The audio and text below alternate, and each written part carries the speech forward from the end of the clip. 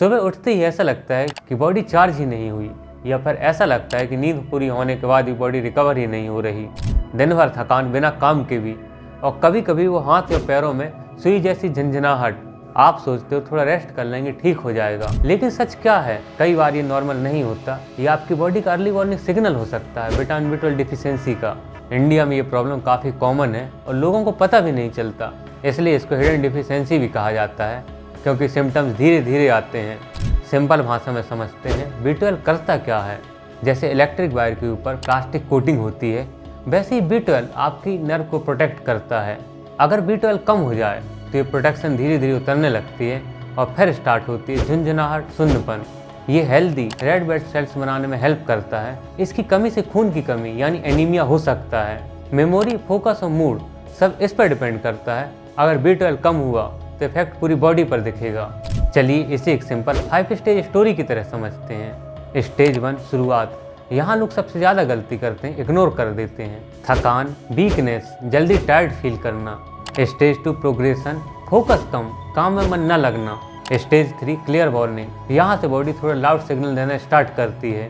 हाथ पैर में झंझनाहट, सुन्नपन, पैरों में जलन। यहाँ बॉडी क्लियरली बोल रही होती है कुछ तो गड़बड़ है। अगर इस स्टेज पर भी इग्नोर किया तो नर्व डैमेज का रिस्क बढ़ सकता है। Stage 4 brain effect, memory weak, irritation, mood change.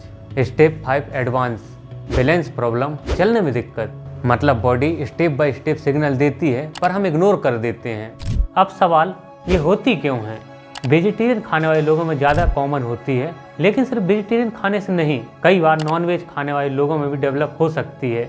दूसरा, medicine, long term acidity medicine और डायबिटीज़ की कॉमन मेडिसिन मेटफॉर्मिन B12 को इफेक्ट कर सकती है। अगर आप मेटफॉर्मिन ले रहे हैं तो time to time B12 check करवाना जरूरी हो सकता है। तीसरा, एज के साथ अब्जॉर्प्शन कम हो जाता है। चौथा, एल्कोहल, एक्सेस एल्कोहल भी B12 को इफेक्ट कर सकता है। इम्पोर्टेंट बात, सिर्फ डाइट ही नहीं, अब्जॉर्प्शन भी उतना ही इम्पोर्टेंट है। एक इम्पोर्टेंट बात क्लियर करते हैं, हर झंझनाहट B12 डिफिशियंसी नहीं होता।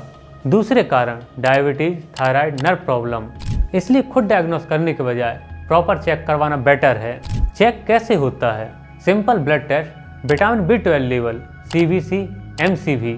कभी कभी रिपोर्ट बॉर्डर लाइन होता है, इसलिए सिर्फ नंबर देखना काफ़ी नहीं होता, सिम्टम्स के साथ मैच करना जरूरी होता है।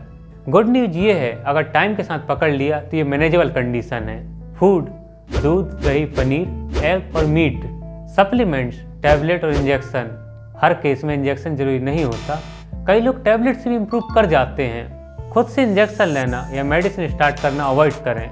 रिकवरी में थोड़ा पेशेंस लगता है, एनर्जी कुछ हफ्तों में इम्प्रूव होती है। नर्व सिम्टम्स को ठीक होने में महीने लग जाते हैं, इसलिए अर्ली डायग्नोसिस बहुत इंपॉर्टेंट है। बॉडी जब सिग्नल देती है तो वो धीरे धीरे देती है। थकान, सुन्नपन, फोकस कम, प्रॉब्लम तब होती है जब हम छोटी छोटी चीज़ों को इग्नोर कर देते हैं। जितनी जल्दी पकड़ेंगे उतनी आसानी से कंट्रोल कर पाएंगे। अगर आपको भी ऐसे सिम्टम्स फील हो रहे हैं तो उनको इग्नोर मत करिए।